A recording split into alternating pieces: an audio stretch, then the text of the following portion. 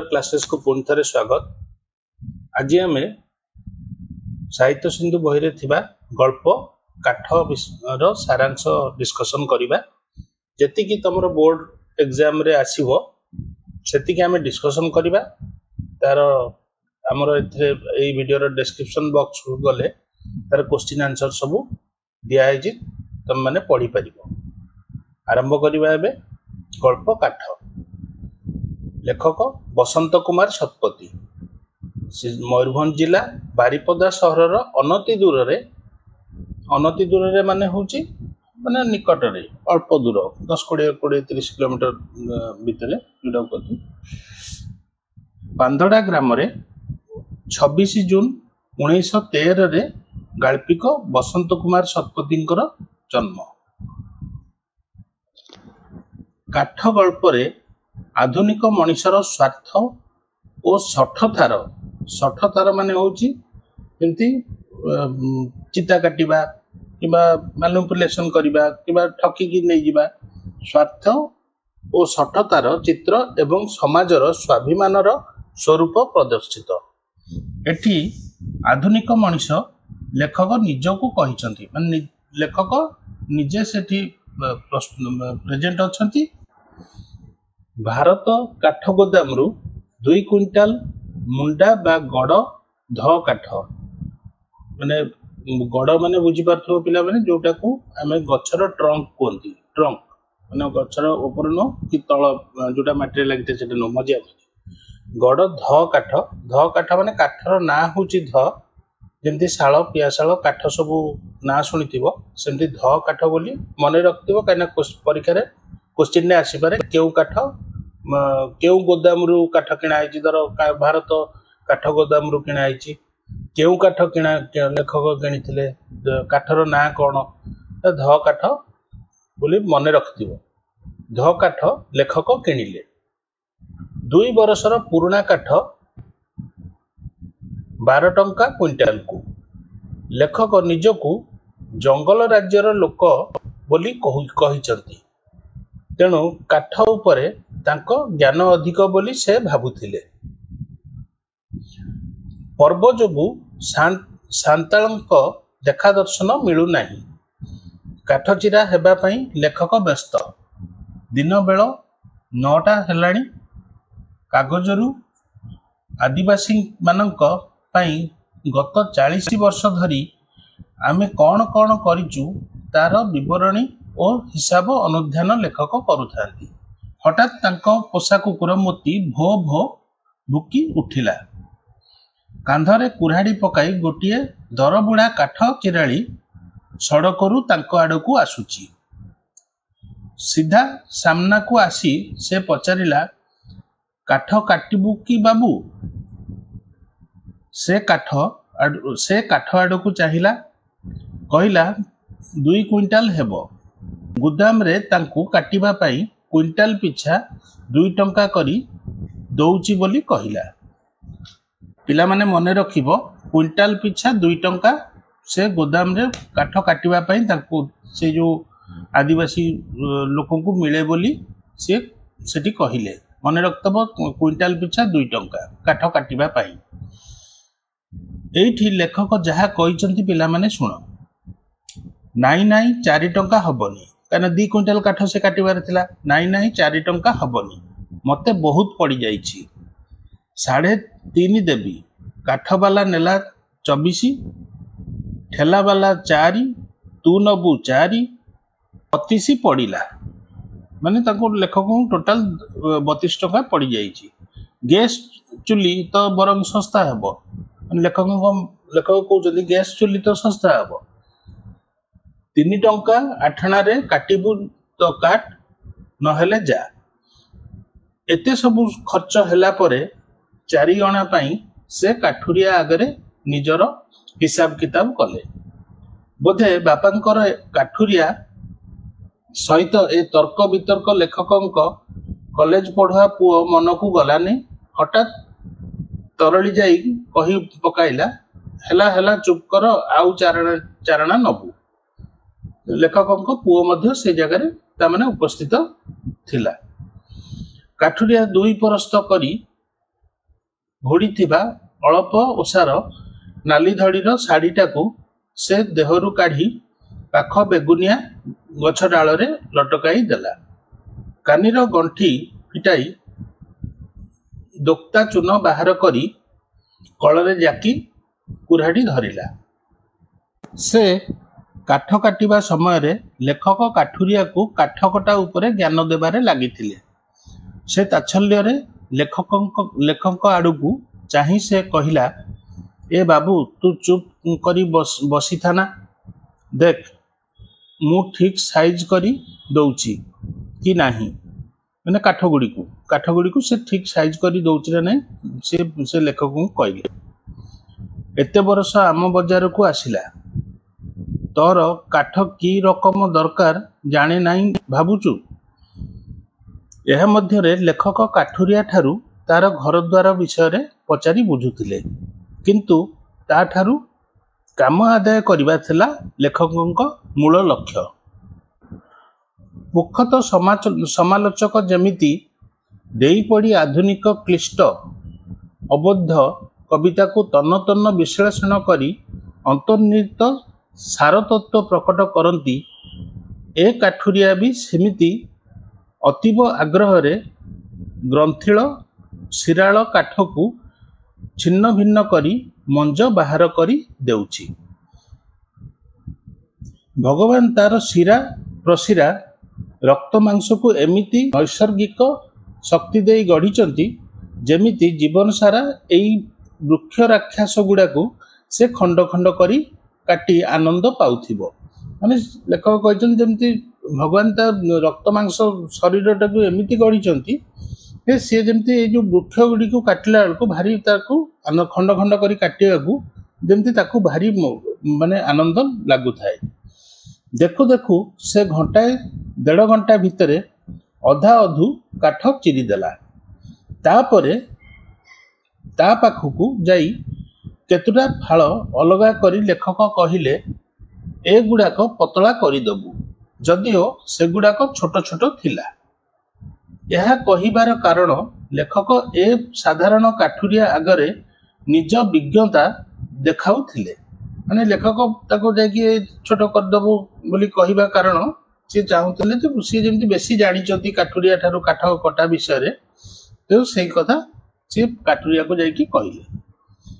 ପିଲାମାନେ କେବଳ ଯେତିକି ତମ ପାଇଁ ନିହାତି ମନେ ରଖିବା ଦରକାର ଆମେ ସେତିକି ଭଲରେ କରିଦେବା। ପ୍ରତିଥର ଚୋଟ ସାଙ୍ଗକୁ ତା ପାଟିରୁ ଏ ବାହାରୁଥାଏ। ମାନେ ସେ ପ୍ରତ୍ୟେକ ଥର ଯେତେବେଳେ କାଠକୁ ତା କୁରାଢ଼ିରେ ହାଣୁଥାଏ ସେତେବେଳେ ସିଏ ଗୋଟେ ପାଟିରୁ ମାନେ ଗୋଟେ ଶବ୍ଦ ବାହାର କରୁଥାଏ, କିଏ କାଠୁରିଆ ବାହାର କରୁଥାଏ। କୌତୂହଳ ବଶତଃ ଲେଖକ ତା ହାତରୁ କୁରାଢ଼ିଟା ନେଇ ଉଠାଇଲେ। ଥରେ କାଠଗଣ୍ଡିରେ ଚୋଟେ ପକାଇଲେ। ଲକ୍ଷ୍ୟସ୍ଥଳର 8 ଆଙ୍ଗୁଠି ଦୂରରେ ପଡ଼ିଲା ଚୋଟ। କାଠୁରିଆ କହିଲା, କୁରାଢ଼ି 2 କିଲୋ ଲୁହାରେ କରିଛି। ଲେଖକ ଦେଖିଲେ କାଠୁରିଆର ପେଟ ପିଠି ଲାଗିଯାଇଛି।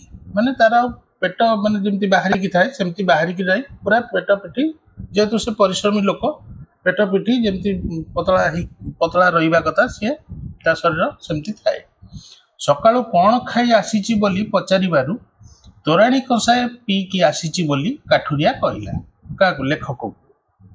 ରୋଷେଇ ଘର ଆଡ଼ୁ ଆସୁଥିବା ମହକ ଶୁଙ୍ଗି ମୁଢ଼ି ଆଉ କଷା ମାଉଁସ ଖାଇବେ ବୋଲି ଲେଖକ ଘର ଭିତରକୁ ଗଲେ।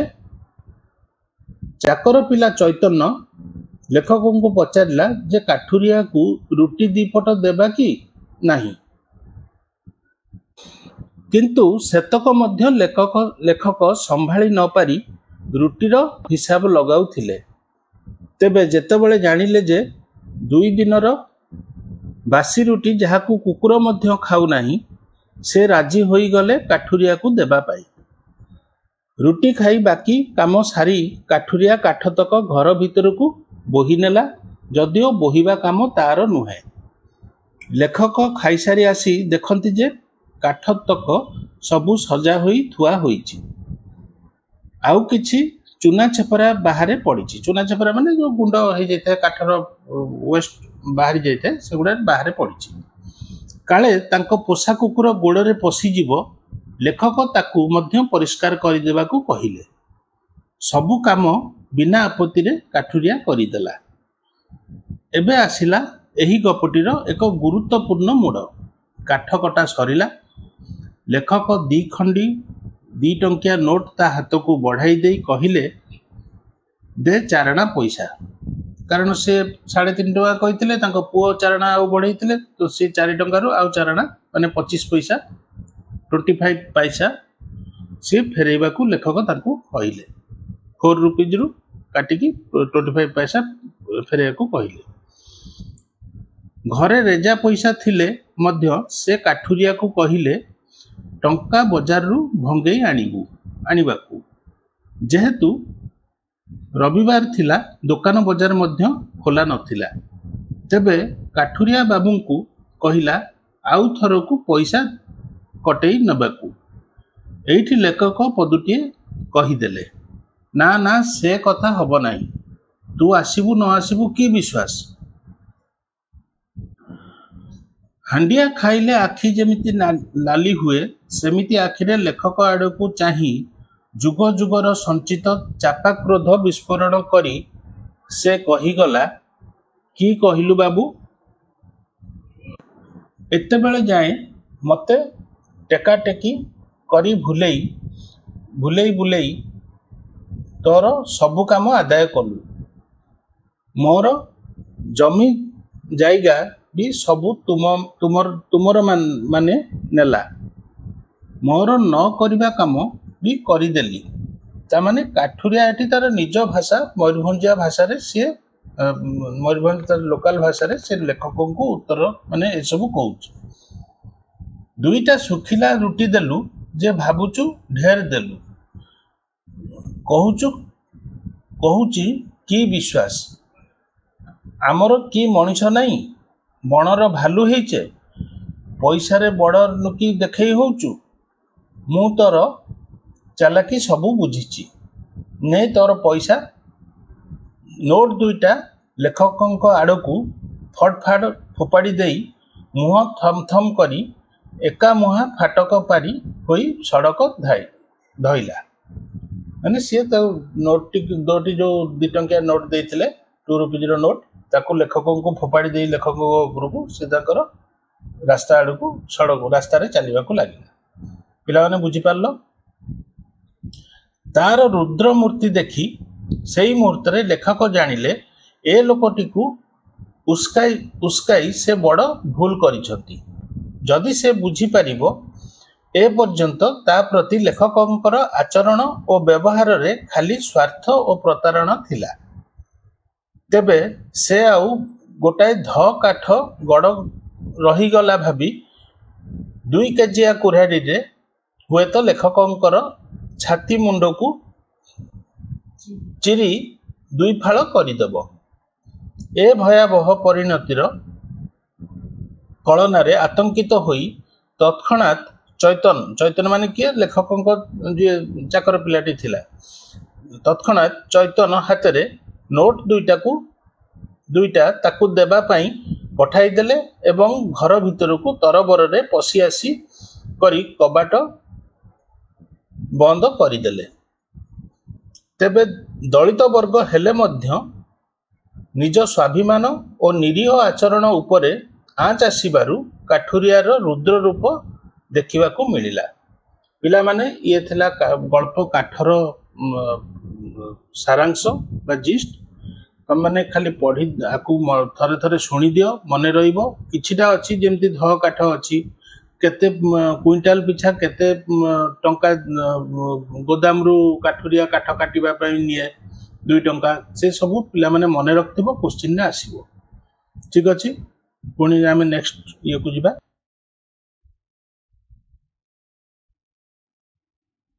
ପିଲାମାନେ, ଏବେ ଆମେ ପଢ଼ିବା ଗଳ୍ପ କାଳର କପୋଳ ତଳେ।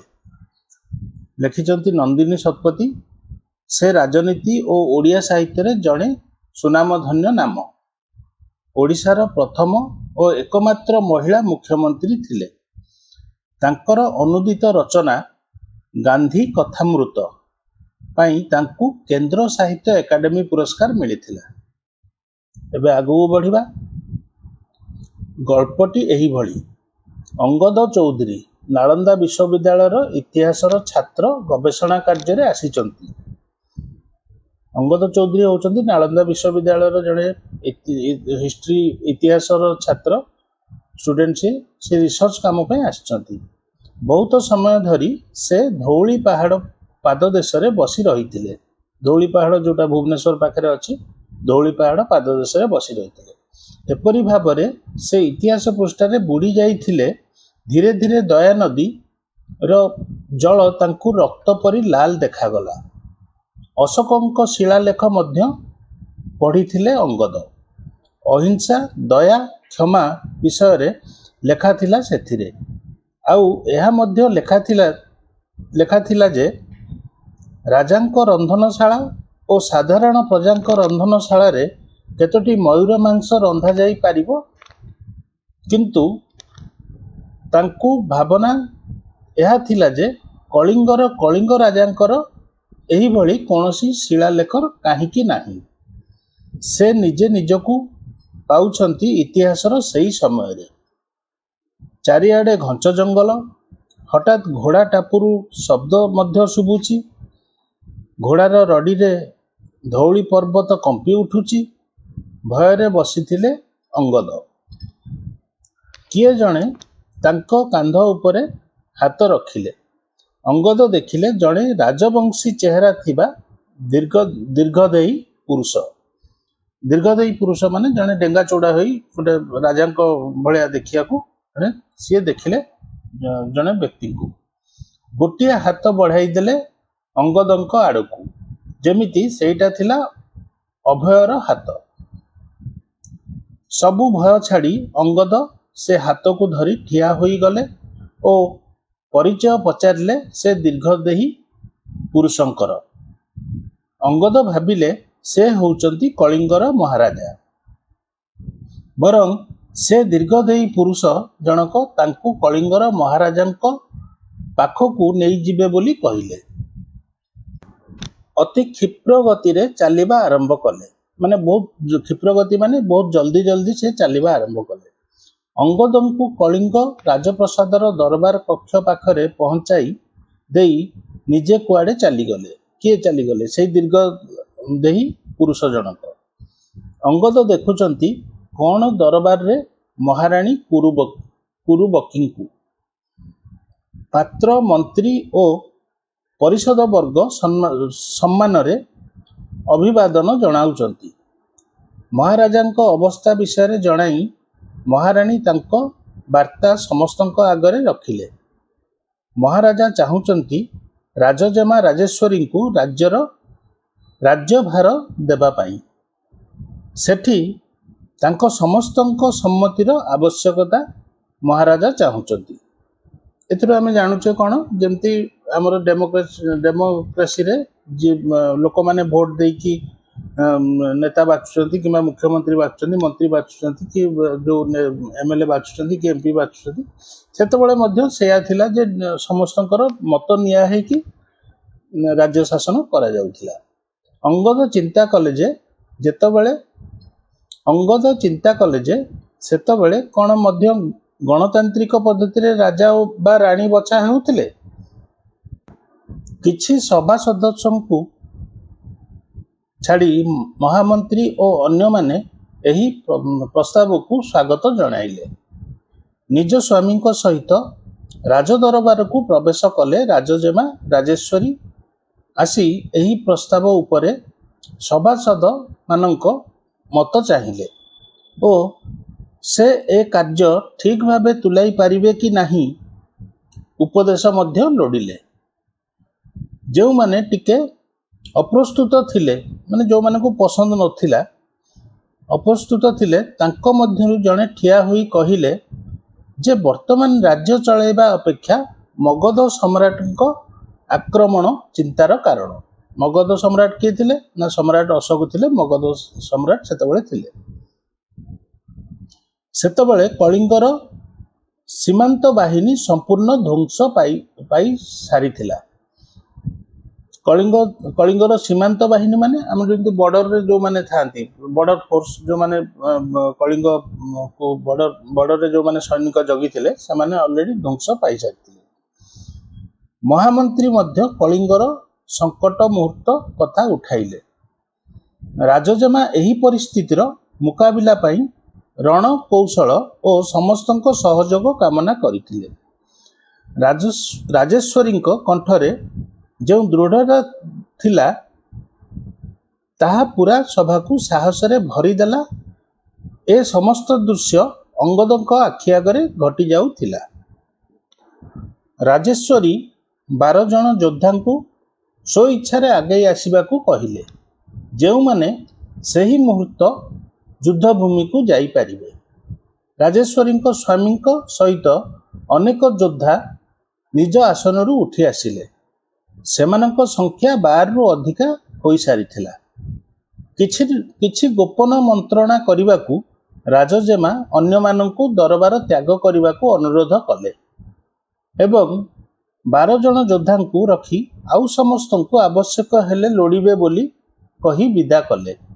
किंतु केही सभागृह छाड़ी न जिबारु जो 5 जन तांको नेतृत्व को प्रथमरु अस्वीकार करुथिले तांकु बाहर को जिबाकू कहिले। राजेश्वरी रणकौशल अनुसार जो माने दरबार रे उपस्थित थिले सेमानक छड़ा आउ कई युद्धर योजना विषय रे न जानिबे। जो माने युद्ध लड़िबाकू उपस्थित थिले से समस्ते जणे जणे सेनापति रहिले। समस्त को अलग अलग निर्देश देइथिले। पुणी आसी उभा हेले सही पुरुष अंगदक सम्मुखरे एवं कलिंग युद्ध देखिबा पाई अंगद को नहीं गले। घोड़ा टापुर शब्द, अस्त्र शस्त्र आवाज, आहत सैनिक चित्कार और रक्तर नदी रे धौली अंचल व्यतिव्यस्त।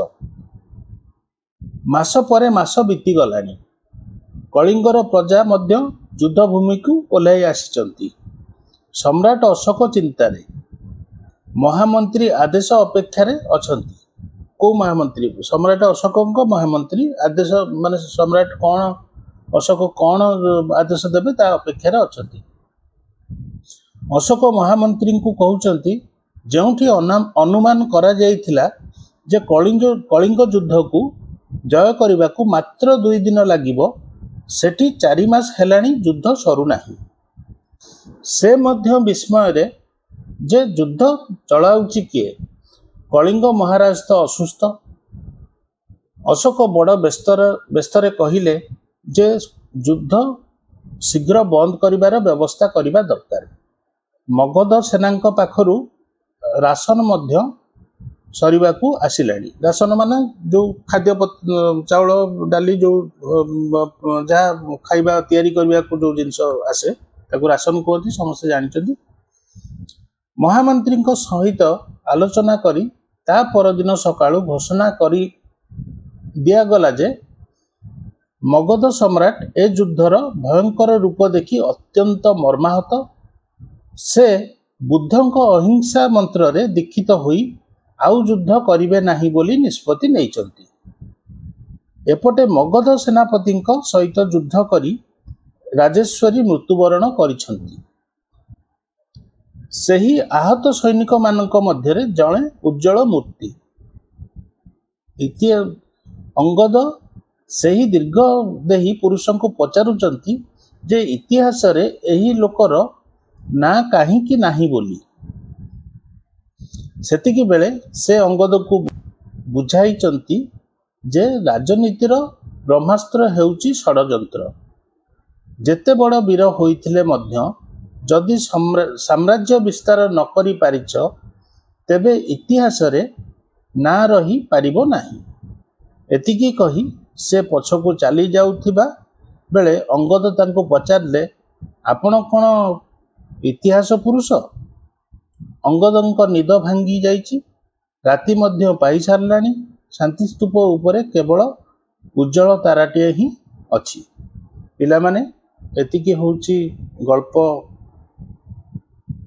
कालर कपोल तले तार जिस्ट सारांश आम डिस्कसन कले पिला माने बहुत छोट आकार रे ताको बुझा जाइछि पिला माने एई वीडियो रे आमे दुईटी गल्प डिस्कसन करचंती नेक्स्ट वीडियो रे आमे आउ तीनोटी पार्ट 2 रे आरो गल्पर आउ तीनोटी गल्प जो अछि ताको आमे डिस्कसन कर दबा पिला माने चैनल टी को सब्सक्राइब कर रखो द्वितीय कथा होची सांगसाथी माने जो माने ओडिया परीक्षा दबाकू जाउचंती सेमानक मध्य रे मध्य शेयर करो बहुत आकार रे चैनल टी को सब्सक्राइब करो लाइक करो और शेयर करो धन्यवाद।